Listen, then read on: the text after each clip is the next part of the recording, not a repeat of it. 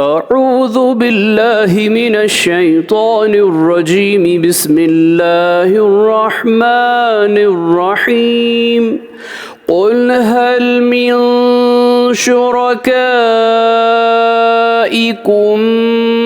من يهدي إلى الحق قل الله يهدي للحق أفمن يهدي إلى الحق أحق أن يتبع أمن لا يهدي إلا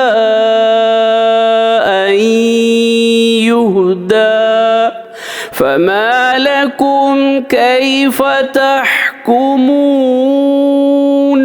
सूरे यूनुस आयत नंबर 35। ऐ पैगंबर इनसे पूछो कि क्या तुम्हारे ठहराए हुए शरीकों में कोई ऐसा है जो हक़ का रास्ता दिखा सके। तुम ही इनसे कह दो कि अल्लाह ही है जो हक़ का रास्ता दिखाता है। भला जो हक़ का रास्ता दिखाए वो इस काबिल है कि इसकी पैरवी की जाए, या वो जो खुद ही रास्ता ना पाए जब तक कि कोई इसे रास्ता ना बताए। अफसोस तुम्हें क्या हो गया है, तुम कैसे फैसले कर रहे हो। सदक़ल्लाहुल अज़ीम। अल्लाह अज़मत वाले ने सच फरमाया।